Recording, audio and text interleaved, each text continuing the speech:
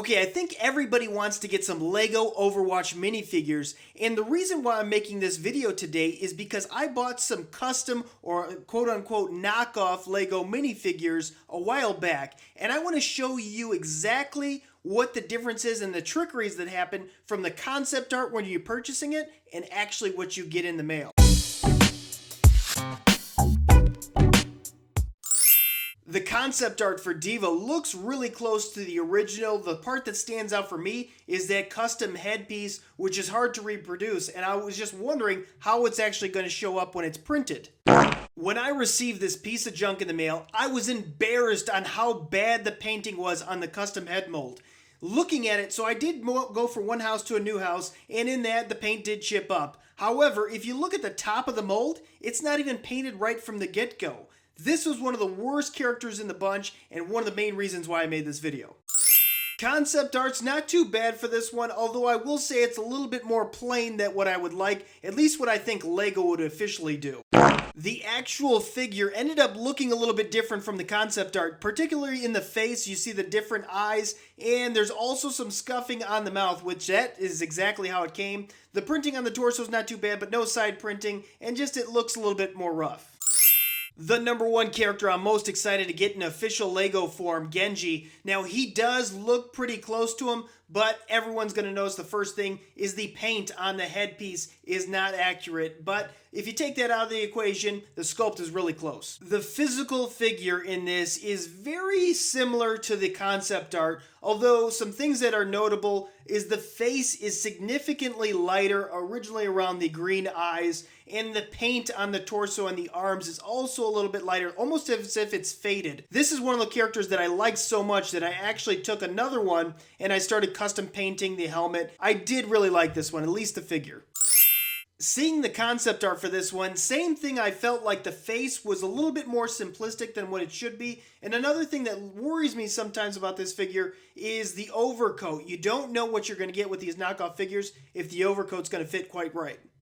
Hey, sure enough, my intuition was correct. The overcoat looks absolutely ridiculous. Even if you work at it and try and fit it, just right, it still ends up curling up in the ends. There is some painting on the back, but overall I would say I'm not a fan. Now, Junkrat is probably one of the more interesting characters within Overwatch. The part that I thought they should have done, at least in this concept art, is maybe put a peg leg instead of a regular leg and then painting it down to make it look like it's his actual shape. Something weird happened with this custom mold for the hair. If you look at it, it actually has all these extra bits on there, like the plastic wasn't peeled off or the mold just got stuck. I don't know if that was all of them, but at least the one that I received, it was kind of disappointing. And the printing on the character is okay. I would say the printing's a little bit better than some of the other ones. A dead giveaway, this is not an official LEGO minifigure, is the fact that it's missing that crown mold, which essentially makes the character. Overall, I would just say it's too simple to be official.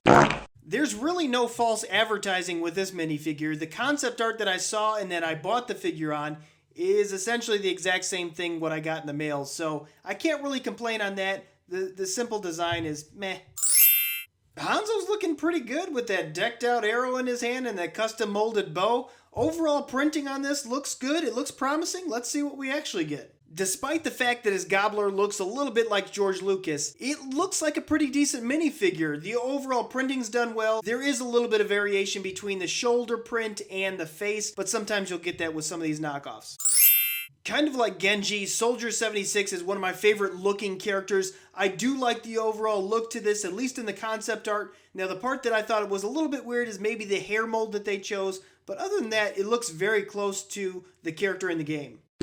If you could see my face right now, it's a look of disgust. Look how badly printed, off-centered that face print is. And this is essentially one of the biggest problems when I get some of these characters on AliExpress. I buy them and I get them and I'm looking at them going, what were you thinking? LEGO would never allow this. Another very cool looking character, this is Reaper, and his printing's done very well. The part that he's missing are his iconic shotguns, but besides that, this is essentially the exact same character. So there's a little biased in this one. I actually didn't buy a knockoff from online. This is a character that I made. I custom printed, cut it out, and put it on his face and put the overcoat on. So let me know if you guys think the same, if you like this one.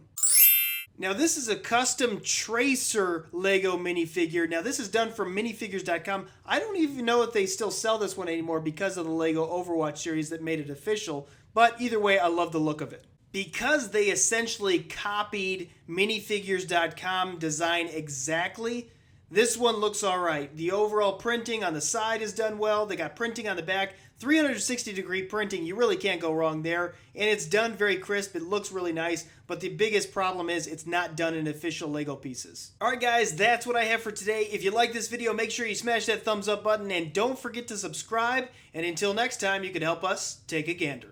Before you click away, why don't you click one of these other Toy Gander videos? If you like this one, you're definitely going to like these. And don't forget to subscribe because I upload twice a week, one on Wednesday, one on Saturdays, and you don't want to miss out on what I upload next.